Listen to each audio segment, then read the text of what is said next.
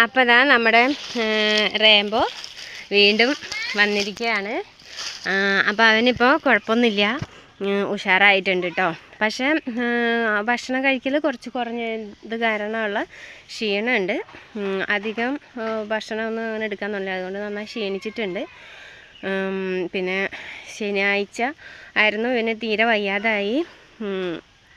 അവൻ ശരിക്കും പറഞ്ഞു കഴിഞ്ഞാൽ മരണത്തിൻ്റെ വക്ക് വരെ എത്തിയിട്ട് അവിടെ നിന്ന് തിരിച്ച് കയറി വന്നിട്ട് നിൽക്കുകയാണ് ഞങ്ങളുടെ റേംബോ. അല്ലടാ മുത്ത്.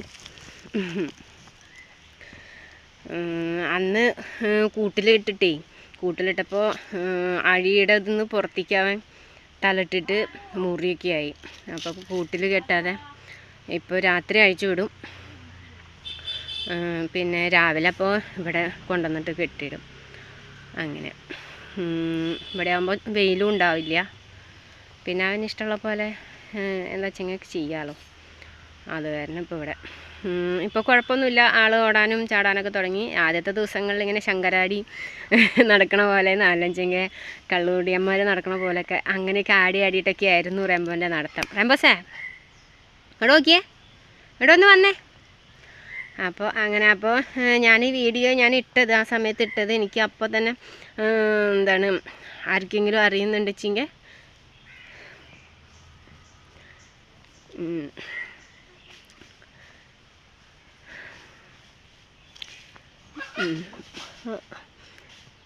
മരുന്നോ എന്തെങ്കിലും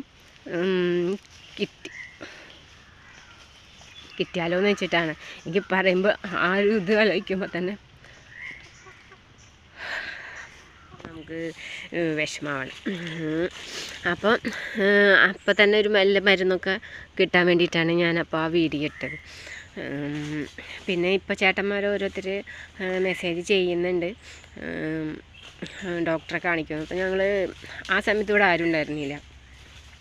പിന്നെ ഏട്ടനൊക്കെ വരുമ്പോഴേക്കും നേരെ വൈകിട്ടുണ്ടായിരുന്നു. അപ്പോൾ ചേട്ടൻ വിളിച്ച് പറഞ്ഞിട്ട് ആളവിടെ നിന്ന് ഡോക്ടർ തന്നെ അടുത്തുനിന്നും മരുന്നൊക്കെ വാങ്ങിയിട്ടാണ് ഇങ്ങോട്ട് വന്നത്.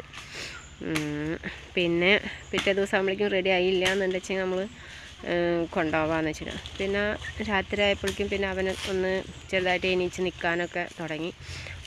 അങ്ങനെ അപ്പോൾ ഇപ്പോൾ കുഴപ്പമില്ല. ഇപ്പോൾ കുറച്ച് ദിവസമായല്ലോ.